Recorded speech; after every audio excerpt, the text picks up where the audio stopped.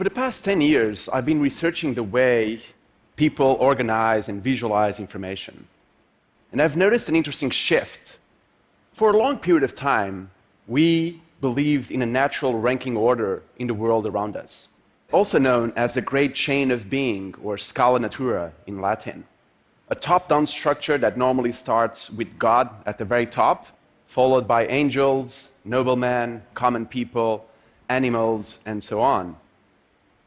This idea was actually based on Aristotle's ontology, which classified all things known to man in a set of opposing categories like the ones you see behind me.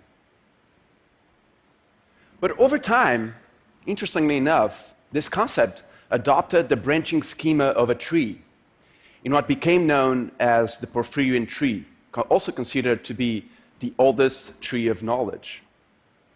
The branching scheme of the tree was in fact such a powerful metaphor for conveying information that it became over time an important communication tool to map a variety of systems of knowledge. We can see trees being used to map morality with its popular tree of virtues and tree of vices, as you can see here in these beautiful illustrations from medieval Europe. We can see trees being used to map consanguinity, the various blood ties between people. We can also see trees being used to map genealogy, perhaps the most famous archetype of the tree diagram. I think many of you in the audience have probably seen family trees. Many of you probably even have your own family trees drawn in such a way. We can see trees even mapping systems of law, the various decrees and rulings of kings and rulers. And finally, of course, also a very popular scientific metaphor, we can see trees being used to map all species known to man. And trees ultimately became such a powerful visual metaphor because in many ways they really embody this human desire for order, for balance, for unity, for symmetry. However, nowadays you're really facing new, complex, intricate challenges that cannot be understood by simply employing a simple tree diagram. And the new metaphor is currently emerging, and it's currently replacing the tree in visualizing various systems of knowledge. It's really providing us with a new lens to understand the world around us. And this new metaphor is the metaphor of the network. And we can see this shift from trees into networks in many domains of knowledge. We can see this shift in the way we try to understand the brain. While before we used to think of the brain as a modular, centralized organ where a given area was responsible for a set of actions and behaviors, the more we know about the brain, the more we think of it as a large music symphony played by hundreds and thousands of instruments. This is a beautiful snapshot created by the Blue Brain Project, where you can see 10,000 neurons and 30 million connections. And this is only mapping 10% of a mammalian neocortex.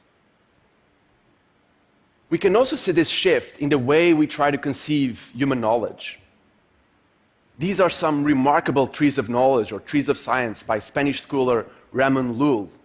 And Llull was actually the precursor, the very first one, who created a metaphor of science as a tree, a metaphor we use every single day when we say biology is a branch of science, when we say genetics is a branch of science. But perhaps the most beautiful of all trees of knowledge, at least for me, was created for the French Encyclopedia by Diderot and d'Alembert in 1751. This was really the bastion of the French Enlightenment. And this gorgeous illustration was featured as a table of contents for the encyclopedia. And it actually illustrates, it maps out all domains of knowledge as separate branches of a tree. But knowledge is much more intricate than this. These are two maps of Wikipedia showing the interlinkage of articles related to history on the left and mathematics on the right.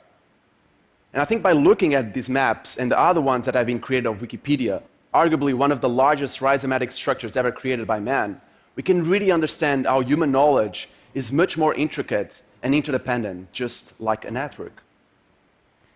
We can also see this interesting shift in the way we map social ties between people. This is the typical organizational chart. I'm assuming many of you have seen a similar chart as well in your own corporations or others. It's a top-down structure that normally starts with the CEO at the very top, and where you can drill down all the way to the individual workman on the bottom. But humans sometimes are, well, actually, all humans are really unique in their own way. And sometimes we really don't play well under this really rigid structure.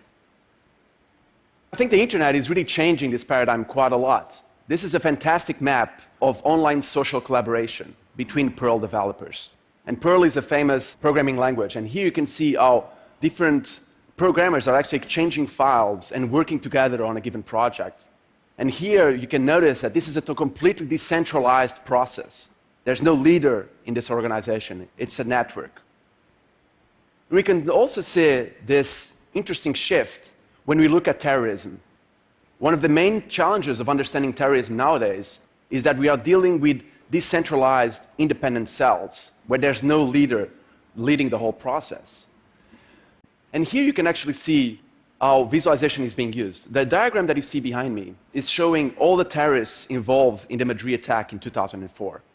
And what they did here is that they actually segmented the network into 3 different years, represented by the vertical layers that you see behind me. And the blue lines tied together the people that were present in that network year after year. So even though there's no leader per se, these people are probably the most influential ones in that organization, the ones that know more about the past and the future plans and goals of this particular cell. We can also see this shift from trees into networks in the way we classify and organize species. The image on the right is the only illustration that Darwin included in The Origin of Species, which Darwin called the Tree of Life. And there's actually a letter from Darwin to the publisher expanding on the importance of this particular diagram. It was critical for Darwin's theory on evolution. But recently, scientists discovered that overlaying this tree of life is a dense network of bacteria. And this bacteria is actually tying together species that were completely separated before, to what scientists are now calling not the tree of life, but the web of life, the network of life. And finally, we can really see this shift, again, when we look at ecosystems around our planet. No more do we have these simplified predator versus prey diagrams we have all learned at school. This is a much more accurate depiction of an ecosystem. This is a diagram created by Professor David Levine, mapping close to 100 species that interact with the codfish off the coast of Newfoundland in Canada. And I think here we can really understand the intricate and interdependent nature of most ecosystems that are bound to our planet. But even though recent, this metaphor, the metaphor of the network, is really already adopting various shapes and forms. And it's almost becoming a growing visual taxonomy. It's almost becoming the syntax of a new language. And this is one aspect that truly fascinates me. And these are actually 15 different typologies I've been collecting over the time. And it really shows the immense visual diversity of this new metaphor. And here's an example. The first, on the very top band, you have radial convergence, a model, visualization model that has become really popular over the last 5 years. And the top left, the very first project, is a gene network, followed by a network of IP addresses, machine servers, followed by a network of Facebook friends. You probably couldn't find more disparate topics, yet they are using the same metaphor, the same visual model to map the inherent complexities of its own subjects. And here are a few more examples of the many I've been collecting of this growing visual taxonomy of networks. But networks are not just a scientific metaphor. As designers, researchers, and scientists try to map a variety of complex systems, they are in many ways influencing traditional art fields like painting and sculpture, and influencing many different artists. And perhaps because networks have this huge aesthetical force to them, they are immensely gorgeous. They are really becoming a cultural meme and driving a new art movement, which I've called networkism. And we can see this influence in this movement in a variety of ways. This is just one of many examples where you can see this influence from science into art. The example on your left side is IP mapping, a computer-generated map of IP addresses, again, servers, machines.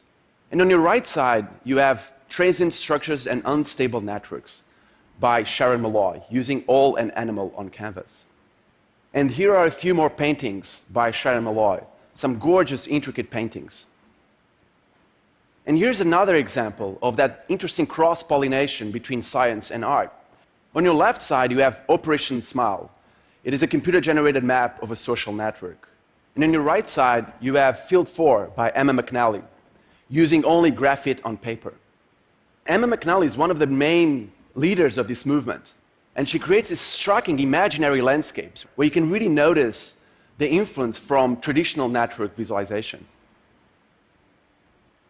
But networkism doesn't happen only in 2 dimensions. This is perhaps one of my favorite projects of this new movement, and I think the title really says it all. It's called Galaxies Forming Along Filaments Like Droplets Along the Strands of a Spider's Web. And I just find this particular project to be immensely powerful. It was created by Thomas Aressano, and he occupies these large spaces, creates these massive installations using only elastic ropes. As you actually navigate that space and bounce in one of those elastic ropes, the entire network kind of shifts, almost like a real organic network would. And here's yet another example of networkism taking to a whole different level. This was created by Japanese artist Shiharu Shiota in a piece called In Silence.